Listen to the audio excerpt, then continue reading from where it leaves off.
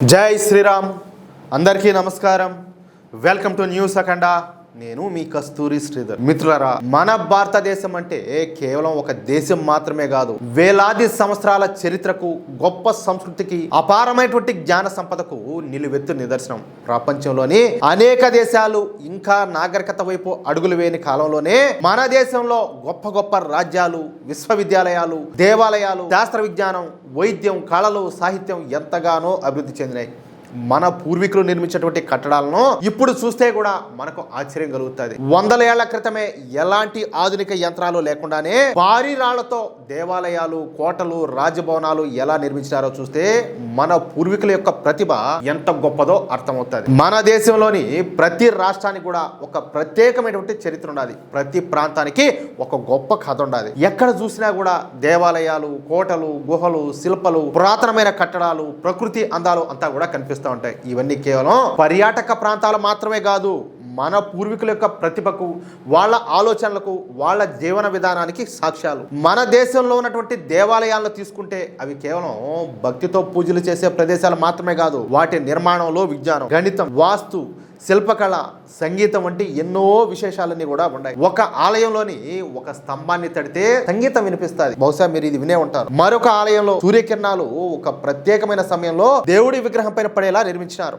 అంతేందుకు మొన్న అయోధ్యలో రామ మందిరం కట్టారు కదా, అక్కడ కూడా ఈ టెక్నాలజీ వాడినారు. ఇంకొన్ని ఆలయాల్లో భారీ రాతి స్తంభాలు, అద్భుతమైన శిల్పాలు, సూక్ష్మమైన చెక్కడాలు మనల్ని ఆశ్చర్యానికి గురి చేస్తాయి. ఇలాంటి నిర్మాణాలను చూస్తే మన పూర్వీకుల జ్ఞానం ఎంత గొప్పదో తెలుస్తుంది. మన తెలుగు రాష్ట్రాలైనటువంటి ఆంధ్రప్రదేశ్ అలాగే తెలంగాణలో కూడా ఎన్నో అద్భుతమైనటువంటి ఆలయాలు, చారిత్రక కట్టడాలు, కోటలు ప్రకృతి పర్యాటక ప్రాంతాలుగా ఉన్నాయి. ఆంధ్రప్రదేశ్ లోని మన తిరుమల శ్రీ వెంకటేశ్వర స్వామి ఆలయం ప్రపంచ వ్యాప్తంగా గుర్తింపు పొందింది. ఇకపోతే శ్రీశైలం, శ్రీకాళహస్తి, అన్నవరం, సింహాచలం, విజయవాడ కనకదుర్గమ్మ ఆలయం, అబ్బో ఒకటేందా. ఇలాంటి పుణ్యక్షేత్రాలకు ప్రతి సంవత్సరం కూడా లక్షలాది మంది భక్తులంతా కూడా వస్తూ ఉంటారు. లేపాక్షిలోని అద్భుతమైన శిల్పాలు, వేలాడే స్తంభం, భారీ నంది విగ్రహం మన పురాతన నిర్మాణ నైపుణ్యానికి ఉదాహరణగా నిలబడినాయి. అమరావతి బౌద్ధ చరిత్ర, ఉండవల్లి గుహలు, గండికోట, కొండపల్లి కోట, బెల్లం గుహలు వంటి ప్రదేశాలు మన ఆంధ్రప్రదేశ్ చరిత్రను ప్రపంచానికి తెలియజేస్తున్నాయి. ఇకపోతే విశాఖపట్నంలో ఉండేటటువంటి బీచ్లు, అరకులోయ, బొర్రా గుహలు, పాపికొండలు,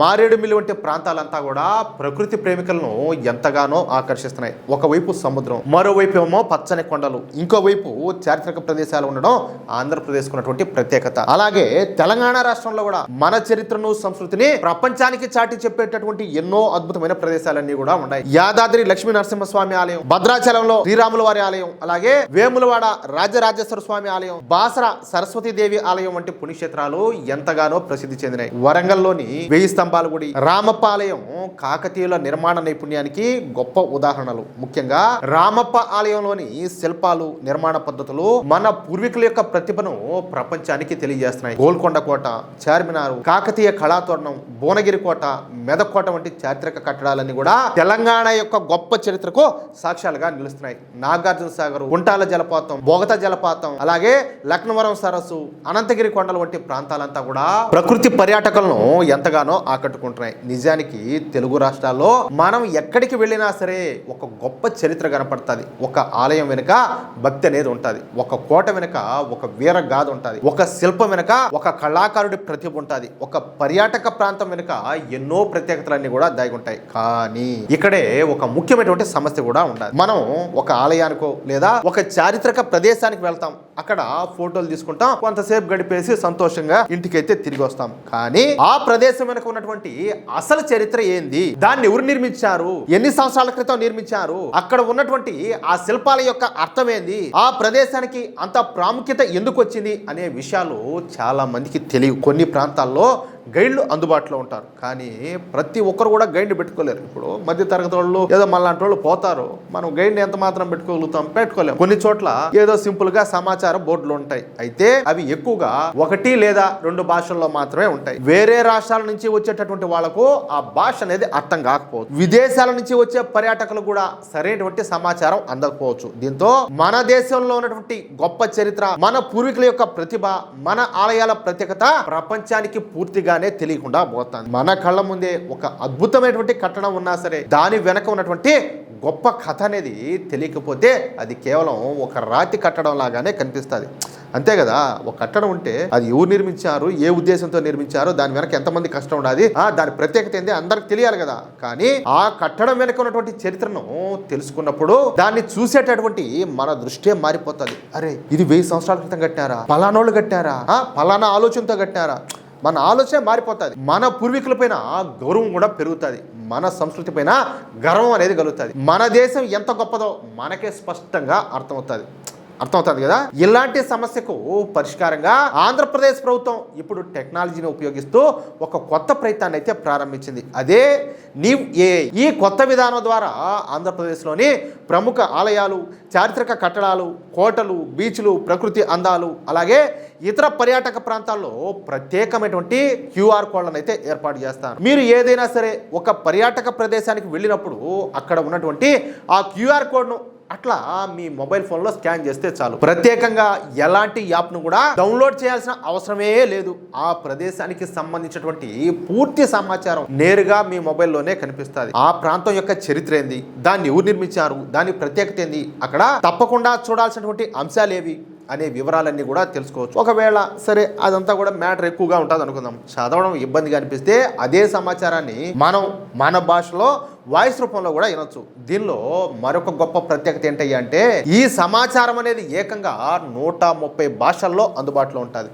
అంటే తెలుగు, హిందీ, ఇంగ్లీష్ మాత్రమే కాదు, దేశంలోని ఇతర భాషలతో పాటు విదేశీ భాషల్లో కూడా సమాచారాన్ని తెలుసుకునే అవకాశం అయితే ఉంటుంది. ఉదాహరణకు ఉత్తర భారతదేశం నుంచి ఒక కుటుంబం ఏది లేపాక్షికి వచ్చింది అనుకుందాం. వాళ్లకు తెలుగు తెలియకపోయినా అక్కడ ఉన్నటువంటి క్యూఆర్ కోడ్ను స్కాన్ చేసి తమకు అర్థమయ్యే భాషలోనే లేపాక్షి ఆలయ చరిత్రను బాగా తెలుసుకోవచ్చు. అలాగే విదేశాల నుంచి ఒక పర్యాటకుడు విశాఖపట్నానికో లేకపోతే అమరావతికో లేకపోతే ఆంధ్రప్రదేశ్లోని మరో చారిత్రక ప్రాంతానికి వచ్చినప్పుడు అతనికి అర్థమయ్యే భాషలో ఆ ప్రాంతం గురించి పూర్తి సమాచారం అనేది అందుతుంది. అంటే భాష కారణంగా మన చరిత్రను తెలుసుకోలేని పరిస్థితి చాలా వరకు తగ్గిపోతుంది. ఇక్కడ మనం ఒక విషయం అయితే ఖచ్చితంగా గుర్తుంచుకోవాలి. టెక్నాలజీ అంటే కేవలం కంప్యూటర్లు, మొబైల్ ఫోన్లు మాత్రమే కాదు, మన చరిత్రను, మన సంస్కృతిని, మన పూర్వ వైభవాన్ని కొత్త తరాలకు చేరవేయడానికి కూడా ఈ టెక్నాలజీని ఉపయోగించుకోవచ్చు. ఈ నీవ్ ఏఐ ద్వారా ఒకవైపు టూరిస్టులకు సులభంగా సమాచారం అందుతుంది,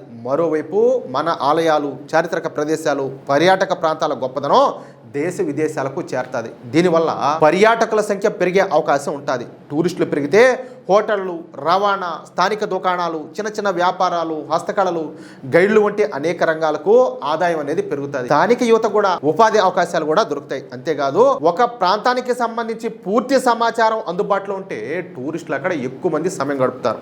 అంతే కదా. నీకు ఏం లేదు, ఊరికి అట్లా తిరిగేసిపోతాం. నీకు ఆ ఇన్ఫర్మేషన్ ఏంటంటే దాన్ని చదువుతానో, చూస్తానో, ఇంకా ఏమైనా చూడాల్సినవి ఉన్నాయి అని చెప్పేసి వాటి గురించి సెర్చ్ చేసుకుంటానో, లేకపోతే వాటిని కూడా చూస్తానో, మిస్ చేయకుండా ఆ విధంగా ఎక్కువ టైం గడుపుతారు. సమీపంలో ఉన్నటువంటి ఇతర ప్రదేశాలను కూడా సందర్శిస్తారు. దీంతో ఒకే ప్రాంతం కాకుండా మొత్తం జిల్లాలోని పర్యాటక రంగానికి ప్రయోజనం అనేది కలుగుతుంది. మన ఆంధ్రప్రదేశ్ ప్రభుత్వం ప్రారంభించినటువంటి ఈ ప్రయత్నం అనేది నిజంగా ఒక మంచి ఆరంభం అనేది చెప్పుకోవాలి. కానీ ఇది కేవలం ఆంధ్రప్రదేశ్కే పరిమితం కాకూడదు. తెలంగాణలోని ఆలయాలు, కోటలు, చారిత్రక కట్టడాలు, ప్రకృతి పర్యాటక ప్రాంతాల్లో కూడా ఇలాంటి సౌకర్యం అనేది అందుబాటులోకి రావాలి. ఒక పర్యాటకుడు రామప్ప ఆలయానికి వెళ్ళినా, లేకపోతే గోల్కొండ కోటను సందర్శించిన, 1000 స్తంభాల గుడికి వెళ్ళినా, భద్రాచలానికి వెళ్ళినా, లేకపోతే యాదాద్రికి వెళ్ళినా అక్కడ ఆ క్యూఆర్ కోడ్ ను స్కాన్ చేసి ఆ ప్రదేశం గురించి తనకు నచ్చిన భాషలో చదివే వినే అవకాశం అయితే ఉండాలి. ఆంధ్రప్రదేశ్ లో మొదలైనటువంటి ఈ మంచి టెక్నాలజీని తెలంగాణ ప్రభుత్వం కూడా పరిశీలించి రాష్ట్రంలోని ప్రముఖ పర్యాటక ప్రాంతాల్లో అమలు చేస్తే 2 తెలుగు రాష్ట్రాల యొక్క చరిత్ర,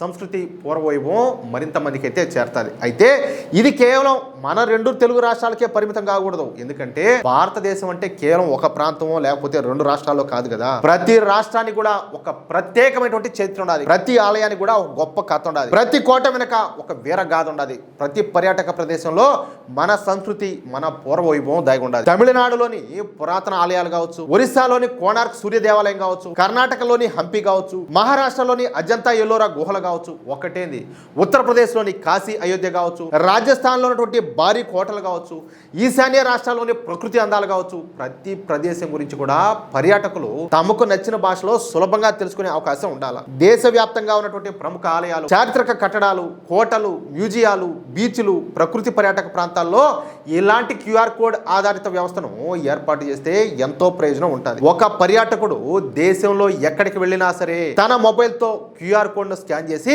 ఆ ప్రదేశం గురించి పూర్తి సమాచారాన్ని తన భాషలో చదవగలగాల, వినగలగాల. ఇలా గనక జరిగితే మన భారతదేశంలోని భాషా సమస్య చాలా వరకు తగ్గిపోతుంది. దేశంలోని ఒక రాష్ట్రం నుంచి మరో రాష్ట్రానికి వెళ్లే ప్రజలకు ఎంతగానో ఉపయోగపడుతుంది. విదేశాల నుంచి వచ్చే టూరిస్టులకు సైతం మన దేశ చరిత్ర, సంస్కృతి మరింత స్పష్టంగా అర్థమవుతుంది. ఇది కేవలం టూరిజం అభివృద్ధికి సంబంధించిన విషయం మాత్రమే కాదు, మన దేశ చరిత్రను కాపాడుకోవడం, మన పూర్వీకుల గొప్పదనాన్ని కొత్త తరాలకు తెలియజేయడం, మన భారతదేశం గురించి ప్రపంచానికి నిజమైన సమాచారం అందించడం కూడా ఇందులో భాగమే. మన పూర్వీకులు మనకు అద్భుతమైనటువంటి వారసత్వాన్ని అందించారు.